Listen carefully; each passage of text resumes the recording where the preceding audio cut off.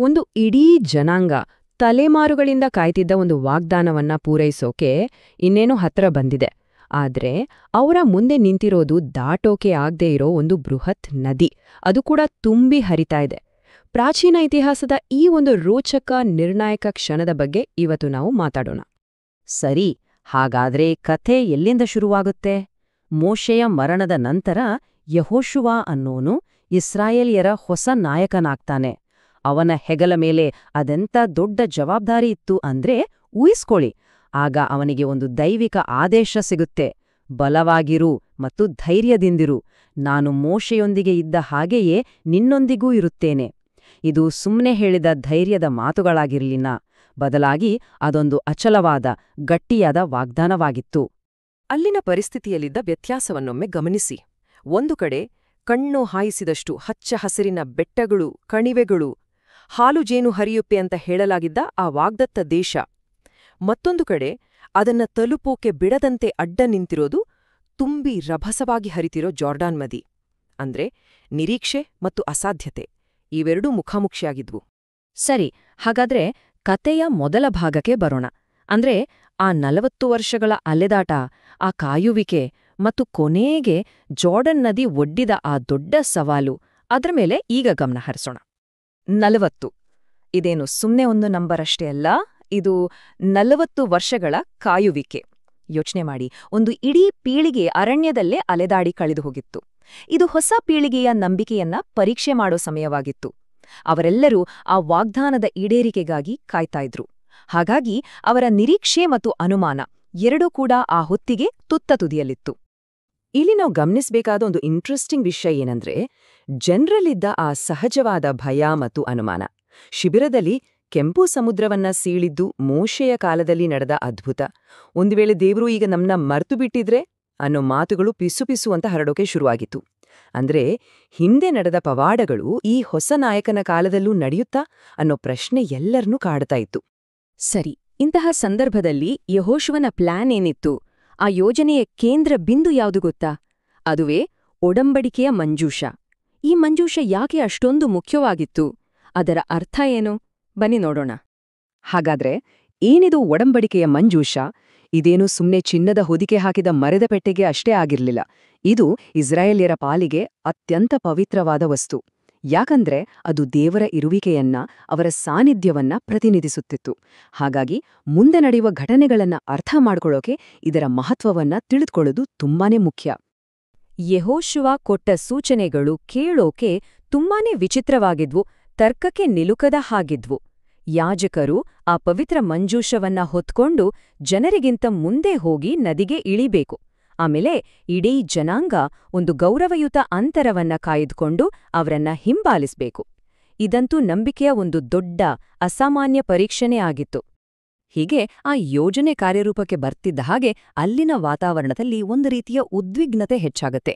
ಮನುಷ್ಯನ ನಂಬಿಕೆಯ ಹೆಜ್ಜೆ, ದೈವಿಕ ಶಕ್ತಿಯನ್ನ ಸಂಧಿಸುವ ಆ ಒಂದು ನಿರ್ಣಾಯಕ ಕ್ಷಣ, ಅದರ ಮೇಲೇನೆ ಈಗ ಎಲ್ಲರ ಗಮನ. ಆ ದೃಶ್ಯವನ್ನೊಮ್ಮೆ ಕಲ್ಪನೆ ಮಾಡ್ಕೊಳ್ಳಿ. ದಡದಲ್ಲಿ ಲಕ್ಷಾಂತರ ಜನರು ಉಸಿರು ಬಿಗಿ ಹಿಡಿದು ನೋಡ್ತಾ ನಿಂತಿದ್ದಾರೆ. ಅವರ ಇಡೀ ಜನಾಂಗದ ಭವಿಷ್ಯ ಮುಂದಿನ ಕೆಲವೇ ಕ್ಷಣಗಳನ್ನ ಅವಲಂಬಿಸಿತ್ತು. ಆಗ ಯಾಜಕರು ಧೈರ್ಯವನ್ನ ಒಗ್ಗೂಡಿಸ್ಕೊಂಡು ರಭಸವಾಗಿ ಹರಿತಾ ಇರೋ ಆ ಜಾರ್ಡನ್ ನದಿಯೊಳಗೆ ತಮ್ಮ ಮೊದಲ ಹೆಜ್ಜೆಯನ್ನ ಇಡ್ತಾರೆ. ಕ್ಷಣ ಕ್ಷಣಕ್ಕೂ ಆತಂಕ ಹೆಚ್ಚಾಗ್ತಾನೇ ಇತ್ತು. ತಣ್ಣನೆಯ ನೀರು ಮೊದಲುವರ ಪಾದಗಳನ್ನ, ಆಮೇಲೆ ಮೊಣಕಾಲುಗಳನ್ನ ಆವರಿಸಿಕೊಳ್ಳುತ್ತೆ. ನದಿಯ ಪ್ರವಾಹದ ರಭಸಕ್ಕೆ ಅವರು ಅಲ್ಲೇ ಕೊಚ್ಚಿ ಹೋಗ್ತಾರೇನೋ ಅನ್ನೋ ಭಯ ಶುರುವಾಗುತ್ತೆ. ಆದ್ರೆ ಒಂದು ಕ್ಷಣ ಏನೂ ಆಗೋದಿಲ್ಲ. ನೀರು ಹರಿತಾನೇ ಇರುತ್ತೆ. ಜನರ ಮನಸ್ಸಲ್ಲಿ ಅನುಮಾನದ ಕಾರ್ಮೋಡ ಕವಿಯುತ್ತೆ. ನಾವು ಆಜ್ಞೆಯನ್ನ ತಪ್ಪಾಗಿ ಅರ್ಥ ಮಾಡ್ಕೊಂಡ್ವಾ? ನಮ್ಮ ನಂಬಿಕೆ ವ್ಯರ್ಥ ಆಯ್ತಾ? ಶುರುವಾಗೋಕ್ಕೂ ಮುಂಚೆನೇ ಎಲ್ಲ ಮುಗ್ದೋಯ್ತಾ ಅನ್ನೋ ಪ್ರಶ್ನೆಗಳು ಏಳೋಕೆ ಶುರುವಾಗುತ್ತೆ. ಆದ್ರೆ ಆಗಲೇ ಅಸಾಧ್ಯ ಅನ್ಕೊಂಡಿದ್ದು ಸಂಭವಿಸ್ತಾಯಿತ್ತು. ಇದ್ದಕ್ಕಿದ್ದಂತೆ ನದಿಯ ಹರಿವು ಸಂಪೂರ್ಣವಾಗಿ ನಿಂತುಹೋಗುತ್ತೆ. ಹೌದು, ದೂರದಲ್ಲಿ ಮೇಲ್ಗಡೆಯಿಂದ ಹರಿದು ಬರ್ತಿದ್ದ ನೀರು ಒಂದು ದೊಡ್ಡ ಗೋಡೆ ಹಾಗೆ ರಾಶಿಯಾಗಿ ನಿಂತುಬಿಡುತ್ತೆ. ಅವರ ನಂಬಿಕೆಗೆ ಕೊನೆಗೂ ಫಲ ಸಿಕ್ಕಿತ್ತು. ಬನ್ನಿ ಈಗ ವಿಸ್ಮಯಕಾರಿ ದೃಶ್ಯದ ಕಡೆಗೆ ಹೋಗೋಣ.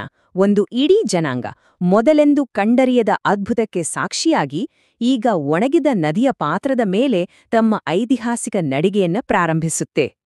ನೋಡಿ, ಇದೇನು ಒಂದು ಅವ್ಯವಸ್ಥಿತ ನೂಕುನುಗ್ಗಲಾಗಿರ್ಲಿಲ್ಲ. ಬದಲಿಗೆ ಇದೊಂದು ಅಚ್ಚುಕಟ್ಟಾಗಿ ಸಂಘಟಿಸಿದ, ಗೌರವಯುತವಾದ ಮೆರವಣಿಗೆಯಾಗಿತ್ತು. ಮುಂಚೋಣಿಯಲ್ಲಿ ಯೋಧರು, ಅವರ ಹಿಂದೆ ಯೂದ, ಲೇವಿ ಕುಲದವರು ಹಾಡ್ಗಾರರ ಜೊತೆ, ಆಮೇಲೆ ಉಳಿದ ಕುಲಗಳು, ಮತ್ತು ಕೊನೆಯಲ್ಲಿ ಮಹಿಳೆಯರು, ಮಕ್ಕಳು ಹಾಗೂ ಜಾನುವಾರುಗಳು. ಇದು ಅವರ ಶಿಸ್ತು ಮತ್ತು ದೇವರ ಮೇಲಿದ್ದ ಗೌರವವನ್ನ ತೋರಿಸುತ್ತೆ.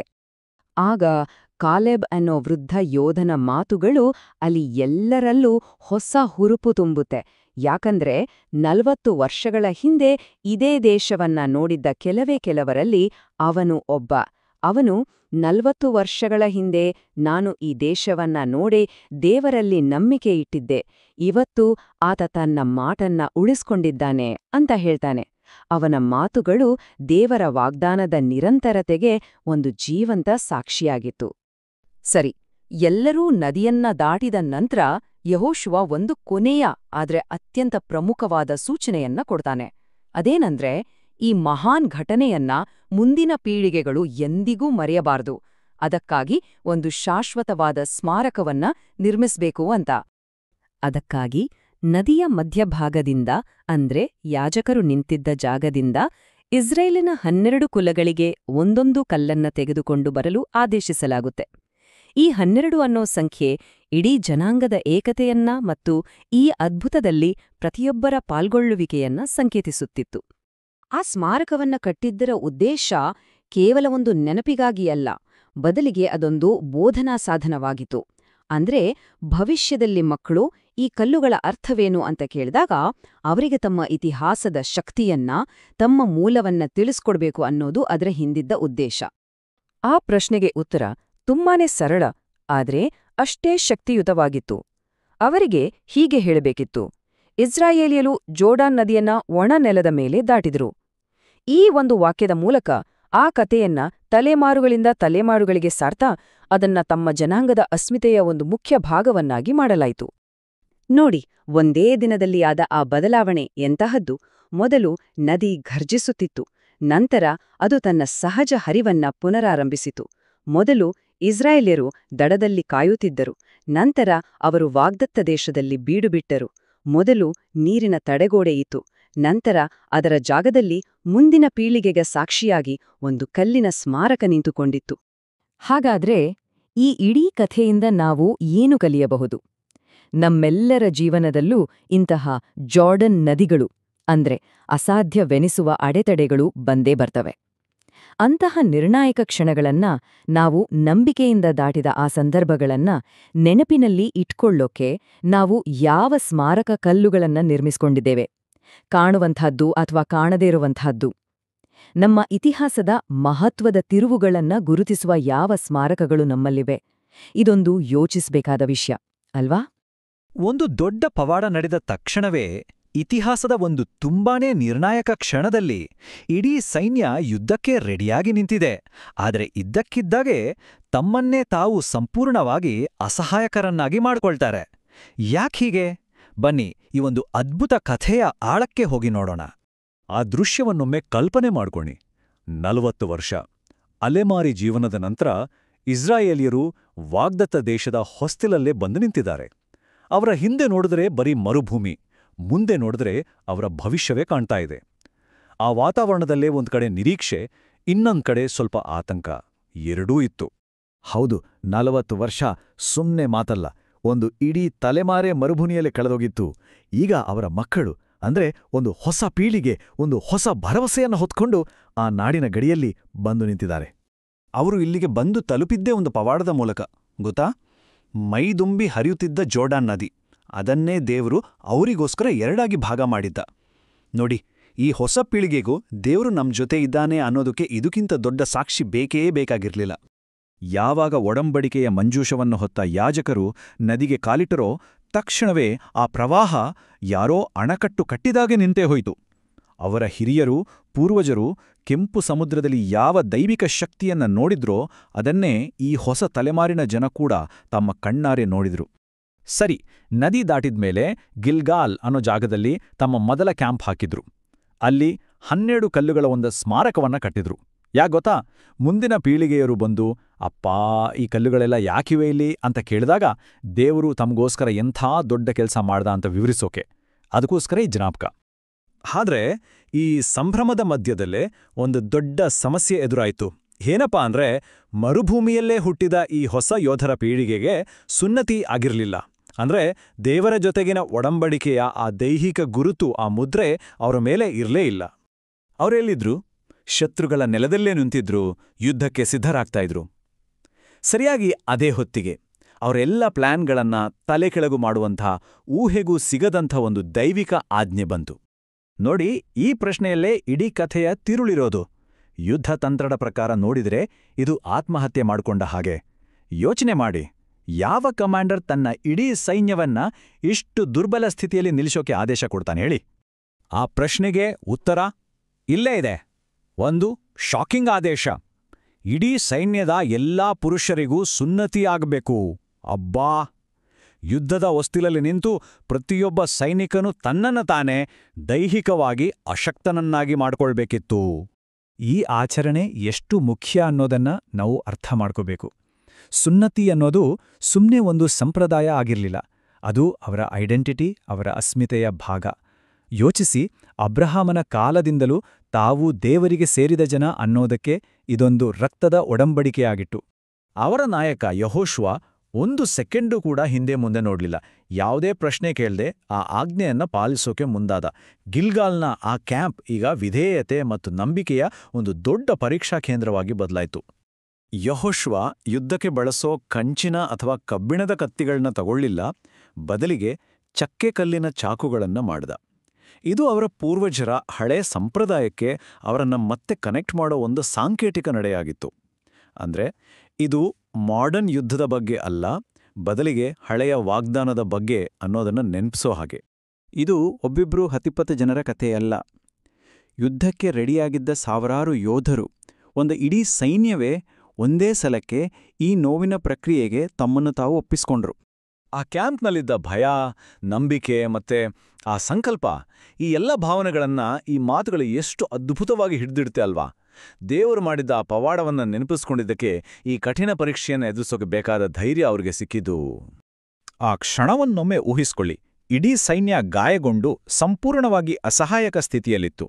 ಒಂದು ವೇಳೆ ಶತ್ರುಗಳು ಅದೇ ಟೈಮಲ್ಲಿ ದಾಳಿ ಮಾಡಿದ್ರೆ ಮುಗ್ದೇ ಹೋಗ್ತಿತ್ತು ಕತೆ. ಆದ್ರೂ ಅವರು ಮಾಡಿದ್ರು. ಇದು ಸಂಪೂರ್ಣ ಶರಣಾಗತಿ ಮತ್ತು ಒಗ್ಗಟ್ಟಿನ ನಂಬಿಕೆಯ ಒಂದು ಅದ್ಭುತ ಪ್ರದರ್ಶನವಾಗಿತ್ತು. ನೋಡಿ, ಈ ಕೆಲಸ ಕೇವಲ ದೈಹಿಕವಾಗಿರಲಿಲ್ಲ. ಇದು ಅವರ ಇಡೀ ಅಸ್ತಿತ್ವವನ್ನೇ ಬದಲಾಯಿಸೋ ಒಂದು ತುಂಬಾನೇ ಆಳವಾದ ಆಧ್ಯಾತ್ಮಿಕ ಬದಲಾವಣೆ ಆಗಿತ್ತು. ಈ ನವೀಕರಣದ ಪ್ರಕ್ರಿಯೆ ಇದೆಯಲ್ಲ, ಇದು 3 ಸ್ಟೆಪ್ಸ್ನಲ್ಲಿ ನಡೀತು. ಮೊದಲನೇದು ವಿಧೇಯತೆಯಿಂದ ಮಾಡಿದ ಕೆಲಸ. ಎರಡನೇದು ದೇವರ ಘೋಷಣೆ, ಈಜಿಪ್ಟಿನ ಗುಲಾಮಗಿರಿಯ ಅವಮಾನವನ್ನ ಇವತ್ತು ನಿಮ್ಮಿಂದ ತೆಗೆದುಹಾಕಿದ್ದೀನಿ ಅಂತ. ಇನ್ನು ಮೂರನೇದು ಅದರ ಫಲಿತಾಂಶ, ಹಿಂದಿನ ತಲೆಮಾರಿನ ತಪ್ಪುಗಳಿಂದ ಮುಕ್ತವಾದ ಒಂದು ಹೊಸ ಪವಿತ್ರ ರಾಷ್ಟ್ರ ಹುಟ್ಟಿಕೊಂಡಿದ್ದು. ಇದೇ ಟೈಮ್ನಲ್ಲಿ ಇನ್ನೊಂದು ಪವಾಡ ಆಯ್ತು. ಆದ್ರೆ ಈ ಸಲ ಒಂದು ಪವಾಡ ನಿಂತು ಹೋಯಿತು. 40 ವರ್ಷಗಳಿಂದ ಅವರನ್ನ ಸಾಕಿದ್ದ ಆ ಸ್ವರ್ಗದ ಆಹಾರ ಮನ್ನಾ ಇದೆಯಲ್ಲ, ಅದು ಬೀಳೋದು ನಿಂತೇ ಹೋಯ್ತು. ಯಾಕಂದ್ರೆ ಈಗ ಅವರು ಯಾರ ಮೇಲೂ ಅವಲಂಬಿತರಲ್ಲ. ಅವರು ಸ್ವತಂತ್ರರು, ತಮ್ಮದೇ ನೆಲದ ಬೆಳೆಯನ್ನ ತಿನ್ನೋ ಹಕ್ಕುದಾರರು. ಈ ಘಟನೆಗಳೆಲ್ಲ ಎಷ್ಟು ಬೇಗ ಬೇಗ ನಡೀತು ಅಂತ ನೋಡಿ. ಮೊದಲು ಪವಾಡ, ಆಮೇಲೆ ಕಠಿಣ ಪರೀಕ್ಷೆ, ಅದಾದ್ಮೇಲೆ ವಿಮೋಚನೆಯ ಹಬ್ಬವಾದ ಪಾಸ್ಕಲ ಆಚರಣೆ. ಇದೆಲ್ಲ ಕೇವಲ 2 ವಾರಗಳಲ್ಲೇ ನಡೆದೋಯ್ತು. ಇದು ಅವರ ಪಯಣ ಎಷ್ಟು ತೀವ್ರವಾಗಿತ್ತು ಅಂತ ತೋರಿಸುತ್ತೆ. ಈ ಎಲ್ಲಾ ಆಂತರಿಕ ಸಿದ್ಧತೆ ಆದ್ಮೇಲೆ ಕತೆ ತನ್ನ ಕ್ಲೈಮ್ಯಾಕ್ಸ್ ಕಡೆಗೆ ಹೋಗುತ್ತೆ. ಯೆಹೋಶುವನಿಗೆ ಒಂದು ದರ್ಶನ ಆಗುತ್ತೆ. ಅದು ಮುಂದೆ ಬರುವ ಯುದ್ಧದ ಚಿತ್ರಣವನ್ನೇ ಬದಲಾಯಿಸ್ಬಿಡುತ್ತೆ. ಜೆರಿಕೋ ಕೋಟೆಯ ಗೋಡೆಗಳ ಹತ್ರ ಯೆಹೋಶುವ ಕತ್ತಿ ಹಿಡ್ಕೊಂಡಿದ್ದ ಒಬ್ಬ ವ್ಯಕ್ತಿಯನ್ನ ನೋಡ್ತಾನೆ. ತಕ್ಷಣ ಕೇಳ್ತಾನೆ, ನೀನು ನಮ್ಮ ಕಡೆನಾ ಅಥವಾ ನಮ್ಮ ಶತ್ರುಗಳ ಕಡೆನಾ ಅಂತ. ಅದಕ್ಕೆ ಬಂದ ಉತ್ತರ ಕೇಳಿ ಅವನಿಗೆ ಶಾಕ್ ಆಗುತ್ತೆ. ನಾನು ಯಾರ ಕಡೆಯೂ ಇಲ್ಲ, ನಾನು ಕರ್ತನ ಸೈನ್ಯದ ಅಧಿಪತಿ. ಆಮೇಲೆ ಆ ಅಧಿಪತಿ ಹೇಳ್ತಾನೆ, ನಿನ್ನ ಕಾಲಿನ ಕೆರವನ್ನು ತೆಗೆದುಹಾಕು, ಯಾಕಂದ್ರೆ ನೀನು ನಿಂತಿರೋದು ಪವಿತ್ರ ಸ್ಥಳ ಅಂತ. ಈ ಮಾತು ಮೋಶೆಗೆ ಉರಿಯೋ ಪೊದೆ ಹತ್ರ ಕೇಳಿದ ಮಾತಿನ ಹಾಗೇ ಇತ್ತು. ಇದರ ಅರ್ಥ ಸ್ಪಷ್ಟ. ಈ ಯುದ್ಧ ಮನುಷ್ಯರದಲ್ಲ, ಇದು ದೇವರ ಪವಿತ್ರ ಯುದ್ಧ. ಮತ್ತು ಇಲ್ಲೇ ಇದೆ ನೋಡಿ ಇಡೀ ಕಥೆಯ ಸಾರಾಂಶ. ಗಿಲ್ಗಾಲ್ನಲ್ಲಿ ನಡೆದ ಆ ನೋವಿನ ಪರೀಕ್ಷೆ ಇದೆಯಲ್ಲ, ಅದು ಗೆಲುವಿನ ದಾರಿಯಲ್ಲಿ ಆದ ಒಂದು ಡಿಲೇ ಆಗಿರಲಿಲ್ಲ. ಬದಲಿಗೆ ಅದು ತುಂಬಾನೇ ಅವಶ್ಯಕವಾದ ಒಂದು ಹೆಜ್ಜೆ ಆಗಿತ್ತು. ಹೊರಗಿನ ಶತ್ರುಗಳನ್ನು ಗೆಲ್ಲೋದಕ್ಕೂ ಮುಂಚೆ ಒಳಗಿನ ಸಮರ್ಪಣೆ ಮತ್ತು ಶುದ್ಧೀಕರಣ ಅತ್ಯಗತ್ಯವಾಗಿತ್ತು.